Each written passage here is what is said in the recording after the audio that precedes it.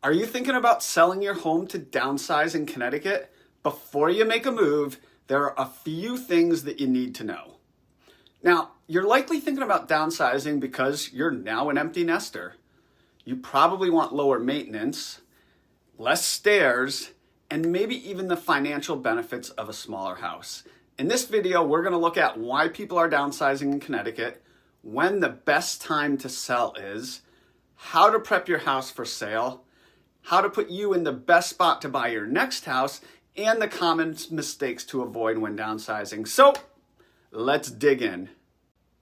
My name is Jason Boice. I'm a local real estate agent here in Central and Eastern Connecticut, and I have a passion for fitness, real estate, and my dog Holly. On this channel, we will cover everything you need to know about upsizing or downsizing in Connecticut.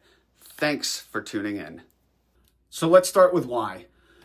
So out of the clients I've been working with that are downsizing, the most common situation is empty nesters.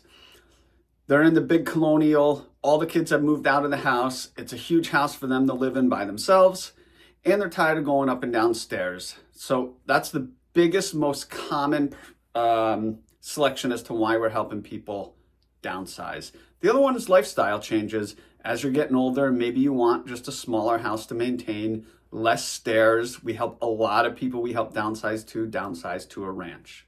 A lot of people initially reach out to me looking to downsize and they expect financial benefits. I will say, when you're looking to downsize, make sure you work with a realtor who is going to sit down and go through your finances with you, because depending on the market you're in, the financial savings may not be as great as you think, but that also could depend on how much equity you have and how much you're putting down.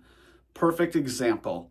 A majority of people refinanced a couple years ago and are sitting anywhere from 2.5% to 3.5% interest rate on their current mortgage. As of today, current rates are around 6.5%. So if you take the same mortgage at 3% versus 6.5%, the monthly payment is significantly different. So if we just do some quick math as a comparison, for example, a $300,000 mortgage at 3%, your monthly payment is $1,264 a month. Now that's principal and interest only, excluding taxes, insurance, all that other stuff. And if we take that same $300,000 mortgage at a current rate of 6.5%, the monthly payment is $1,896 per month. That's over $600 difference for the same note, just a different interest rate.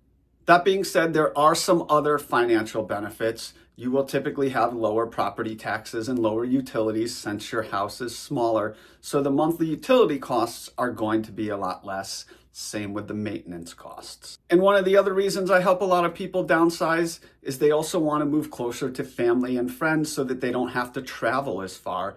And typically, if they're not working, there's no longer a constraint of having to go to the office as often or at all. Now, the market is always going to play a role on when the best time to sell is.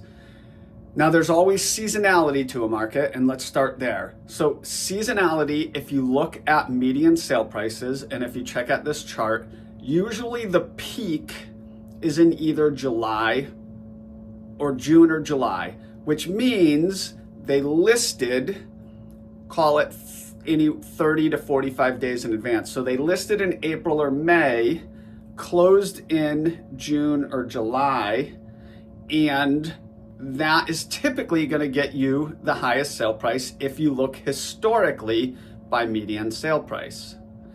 And the opposite, if you look at the bottom of this chart as it goes along, is typically in January or February, which again, if they listed previously, means they listed in December or January and closed in either January or February.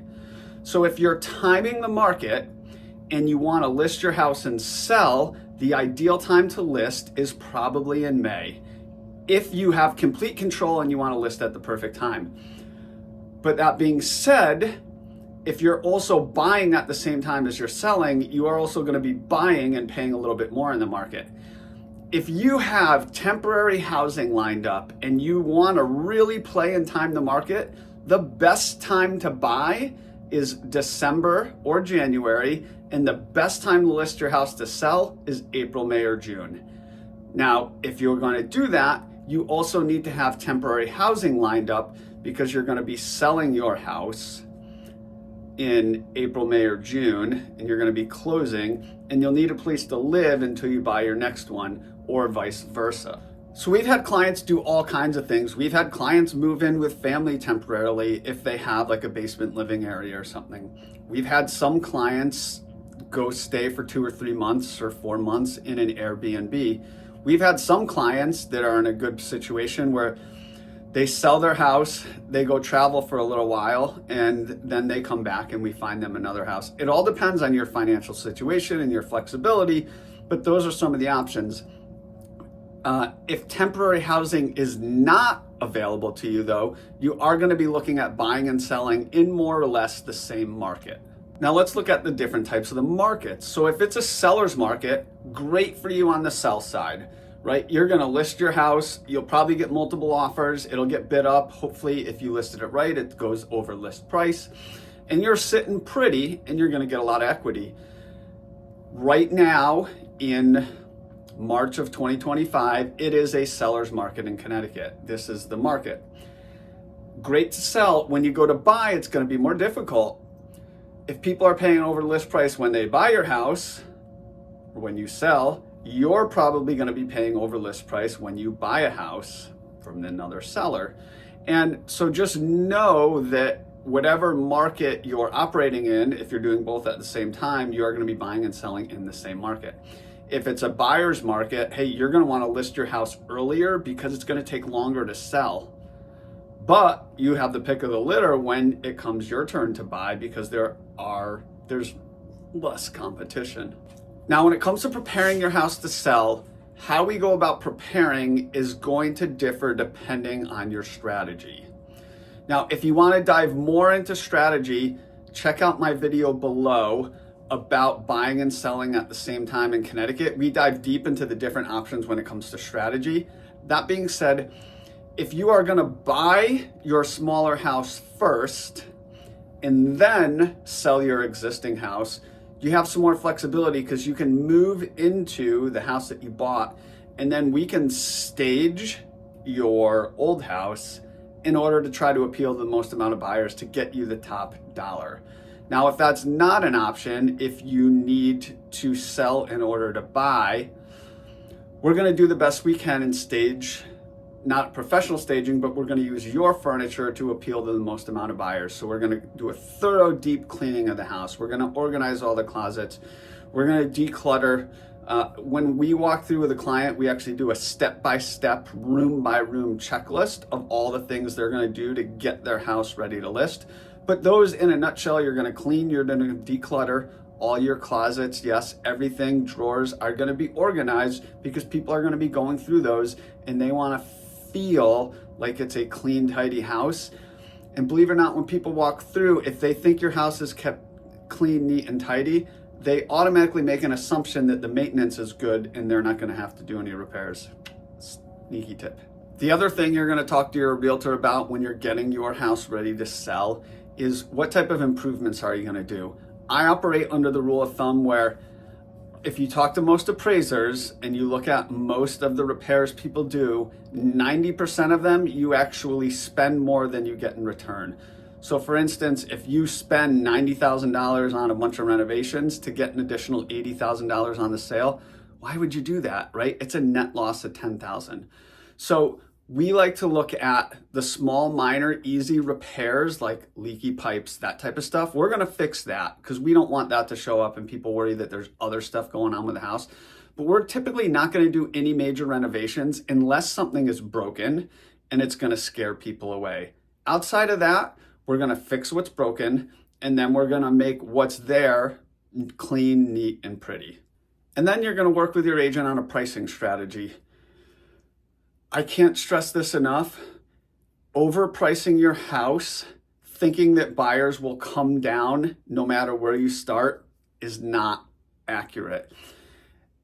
If you look at where a house is listed and where it ultimately sells, believe it or not, your best approach is approaching just at or just below fair market value and letting the market determine where it ends up, rather than going pie in the sky and it sits on the market and then people start to wonder what's wrong with it. And then you have to price cut, come down to the market. Your days on market tick up.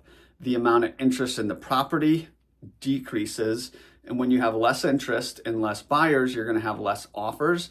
And that you lose leverage. When you have multiple offers, you have all the leverage in the world and you can play those people off each other. If you shoot for a really high number and then you have to trickle down and you get lowball offers, you have no competition. So you're just negotiating with one person as opposed to many. So I can't stress this enough. Work with your agent to come up with a fair pricing strategy. All right, so now we're going to look at buying your next home. Some of the main things we're going to want to look at is how do we balance your comfort in retirement or downsizing and affordability. So we're going to start with location, right? Location matters. Real estate is all about what? Location, location, location. So we're probably looking at what is proximity to your family if you want to be close to family or friends. What is proximity to healthcare? Do you want to be within a certain distance to healthcare facilities? What is the proximity to entertainment? Do you want to be within a certain distance of a certain lake or community center or certain types of entertainment that you love? We're going to start with those things and narrow down the location. Other things we're going to talk about is, do you want a condo or a single family? Now, if that's something that you are trying to decide, I will link to a video I made recently outlining the differences to consider when downsizing between a single family and condo. Check that video out. So that will be the first part because that's going to determine where in those locations we're looking. Also, do you want a 55 and over community? There are a lot of 55 and over communities popping up that are both townhouse style, but also single family style within a community that have access to community centers, card nights, movie nights, exercise facilities, that type of stuff that are becoming more and more popular amongst people that are retiring and downsizing. And then do you want single floor living? More and more people who we help downsize want to downsize to one floor living so they don't have stairs. It narrows our available properties, but it also helps us figure out exactly what we're looking for. Other things are, is a garage important? Is a yard important? Do you have any extra vehicles that you want to park? I've had some clients that have an RV and they want to make sure we get a single family house, one-story living with room for them to park their RV because now that they have more time, they like to travel a lot. These are all things that you're going to want to consider. I've had another client who wants to spend more time doing woodworking in retirement, so we had to find a home, single floor living ranch, but also having an outbuilding or a shop where he could set up his woodworking equipment. All things to consider, and if these are important to you, you're going to want to narrow those down so we know what we have to go buy. Now, I hope you found those examples of the financing part helpful. Part of determining your financial strategy is also going to be determining whether you're going to buy first and then sell, or if you have to sell first and then buy. That's more than we have time to get into in this video. Also, if you want to check out, I have a whole video on selling and buying at the same time that breaks down the pros and cons of that. Check that out below if you find that helpful. Now, here are some of the common downfalls that I see people make and mistakes to avoid. Number one, make sure you have a solid plan in place before you sell your house. I can't tell you the amount of people who have called me looking to buy a house going, oh, I sold my house 2 years ago when I thought the market was going crazy and I thought I was going to put away all this cash and then I was just going to rent, and now it's been 2 years and the market's continued higher and now I'm paying more for what I wanted back then. Right, so make sure you have a solid plan in place before you just go sell your house and then try to figure it out. And also, don't underestimate the emotional toll of downsizing. Now, it can be incredibly rewarding once you're there, but sometimes the process of it is hard. A lot of families I work with have lived in a house for 20 years. They've raised their kids there. And when they leave, it can be an emotional experience. That's why it is really important to work with someone, an agent who really understands the process, understands the emotional toll that it's taking on you, and the memories that you have in that house, but also someone that's not going to push you and is going to walk you through the process and help you make the best decisions for you. And if you're looking to make this move soon, again, this is March of 2025, and if we're buying in the competitive market, know that we might have to pay over list price if it's a really hot house. And that's okay as long as the budget works for you. But you're going to want to make sure you work with an agent that's successful in winning in these multiple offer situations, because there's a lot of things you're going to need to do. You're going to want to line up with the right lender that might be able to offer an appraisal waiver program or something like that to help your offer stand out if you're going to be competing against multiple offers. All right, so I hope you found this helpful. Key takeaways. You're going to want to figure out the timing of the whole thing. When are you going to want to buy and when are you going to want to sell? That's step one. Obviously, you're going to want to figure out the location of where you're going to want to relocate to and why. And then you're going to have to prepare your house for sale and come up with a checklist of all the things you're going to get done within that time frame to get it ready to sell. You're going to have to figure out what you want for your next house, condo, single family, location, type, style. And then also work with an agent to look to make sure that it's actually feasible. The amount of people I have that call and say, hey, I want a 4-bedroom, 3-bath, colonial, move-in ready, beautiful, and my budget's $200,000, right? You got to make sure it's realistic. So work with an agent to go through, these are the things I'm looking for. Let's look at stuff that's sold in the last 6 months in this location. Am I being realistic, right? Then you're going to want to go through the finances, make sure the numbers all work for you. And then you're going to want to make sure you have a plan in place with an agent to help you through the entire process. Now, I hope you found that helpful. If you need additional info, check out those additional videos we mentioned that you might find additional info for.